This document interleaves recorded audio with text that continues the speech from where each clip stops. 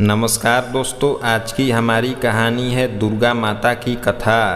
प्राचीन समय में राजा सूरभ नाम के एक राजा थे। राजा प्रजा की रक्षा में उदासीन रहने लगे थे। परिणाम स्वरूप पड़ोसी राजा ने उन पर चढ़ाई कर दी। सूरभ की सेना भी शत्रुओं से मिल गई थी।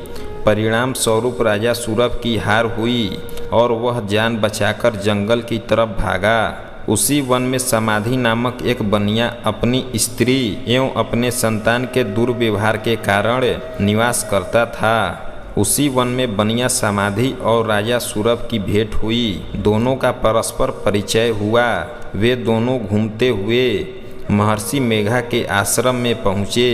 महर्षि मेघा ने उन दोनों से आने का कारण पूछा तो वे दोनों बोले कि हम अपने सगे संबंधियों द्वारा अपमानित एवं तिरस्कृत होने पर भी हमारा हृदय में उनका मोह बना हुआ है। इसका कारण क्या है? महर्षि मेघा ने उन्हें समझाया कि मन शक्ति के अधीन होता है और आदि शक्ति के अविद्या और विद्या के दो रूप हैं। विद्या ज्ञान के स्वरूप है और अविद्या अज्ञान के स्वरूप है।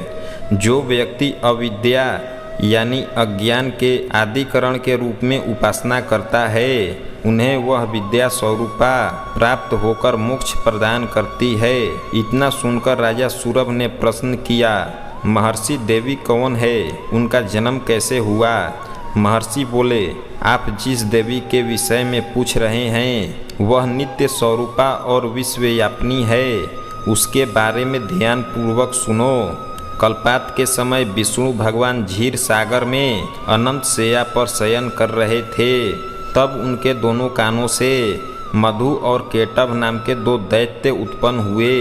वे दोनों विष्णु की नाभि कमल से उत्पन्न ब्रह्मा जी को मारने दौड़े। ब्रह्मा जी ने उन दोनों राक्षसों को देखकर विष्णु जी के शरण में जाने की सोची, परंतु विष्णु भगवान उस समय सो रहे थे। तब उन्होंने भगवान विष्णु को जगाने हेतु उनके नयनों में निवास करने वाली योग निद्रा की स्तुति की। परिणाम स्वरूप तमोगुण अधिष्ठात्री देवी विष्णु भगवान के नेत्रों से नासिक मुख तथा हृदय से निकलकर ब्रह्मा जी के सामने उपस्थित हो गई।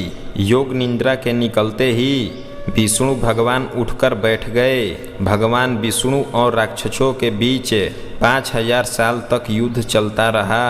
अंत में मधु और केटभ दोनों राक्षस मारे गए। ऋषि बोले, अब ब्रह्मा जी की स्तुति पर उत्पन्न महामाया देवी की वीरता तथा प्रभाव का वर्णन करता हूँ, उसे ध्यान पूर्वक सुनो।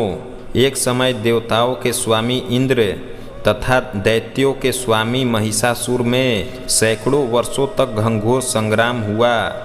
इस युद्ध में देवराज इंद्र की पराजय हुई और महिषासुर इंद्रलोक का स्वामी बन बैठा।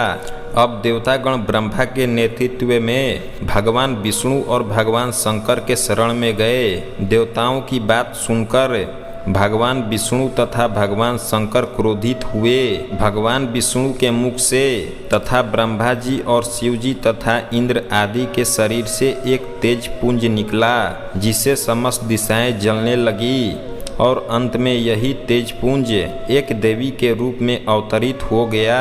देवी ने सभी देवताओं से आयुध एक शक्ति प्राप्त करके उच्च स्वर में ठहास किया, जिससे तीनों लोकों में हलचल मच गई। महिषासुर अपनी सेना लेकर इस सिंहनाद की ओर दौड़ा। उसने देखा कि देवी का प्रभाव तीनों लोकों पर अलौकिक हो रहे हैं। महिषासुर देवी के सामने एक भी चाल सफल नहीं हुई और वह देवी के हाथों से मारा गया।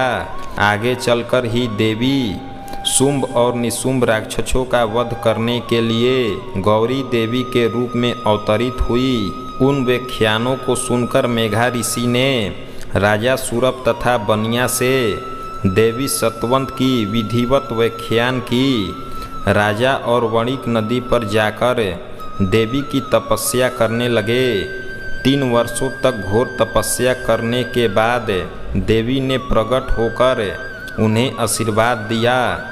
इससे वणिक संसार में मोह मुक्त होकर आत्मचिंतन में लग गया और राजा सूरभ ने शत्रुओं पर आक्रमण करके विजय प्राप्त करके अपना वैभव प्राप्त कर लिया।